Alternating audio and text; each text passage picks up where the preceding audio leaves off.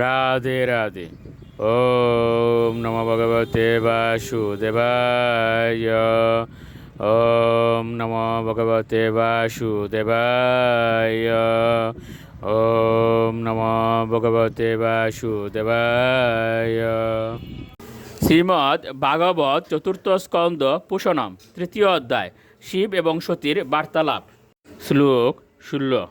শ্রী ভগবান উবাচ তয়োদিতম সুবনমেব সুবনে অনাবতা অপ্যবিয়ন্তি বন্ধুষু তে যদ্নুৎপাদিত দোষদৃষ্ট বলীয় শানাত্ম মদেন মনুনা।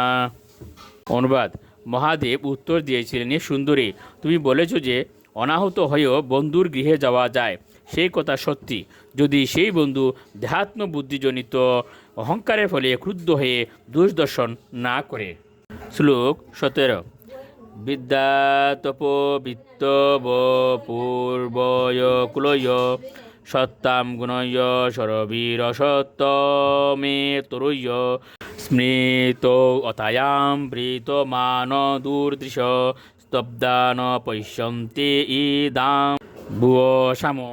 অনুবাদ: বিদ্যা, তপস্যা, বৃত্ত, সৌন্দর্য, যৌবন এবং আভিজাত্য এই 6টি মহাত্মাদের গুণ, কিন্তু যারা সেগুলি লাভ করার ফলে গর্ভান্ধ হয় এবং তার ফলে তাদের সদ্বুদ্ধি ও বিবেক হারিয়ে ফেলে, তখন তারা মহৎ ব্যক্তিদের মহিমা দর্শন করতে পারে না। শ্লোক 18। নৈতাদৃশানাম স্বজনমপেক্ষয়া গৃহান প্রতিয়াদ ন অবস্থিতাত্মনাম ये অবাগতান বক্র দিয়া বিচক্ষতে আরূপিত ব্রুবীরমর্শনাক্ষিবিয়। অনুবাদ: যারা অসংযত চিত্ত হওয়ার ফলে অতিথিদের ভ্রুকুটি করাল ক্রোধ নেত্রে দর্শন করে, তাদের আত্মীয় বা বন্ধু বলে মনে করেও তাদের গৃহে যাওয়া উচিত নয়। শ্লোক 19। ততারিবিন্ন বেততে শিলিমুখয় শেতে অর্দিতাঙ্গ হৃদয়েন্দুয়তা সানাম ইয়তা বক্রদিয়াম দুরুক্তিবি দিবানিশম তপতি মর্মতারিত।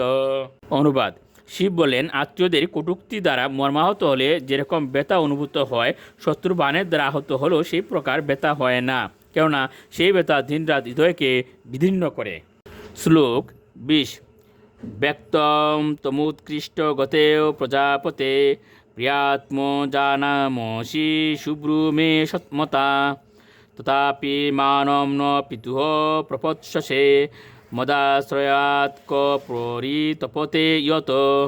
অনুবাদ: হে সুন্দরী, আমি জানি যে দক্ষের সমস্ত কন্যাদের মধ্যে তুমি হচ্ছ সবচেয়ে আদরের কন্যা, কিন্তু আমার পত্নী বলে তুমি তার গৃহে সম্মান লাভ করবে না।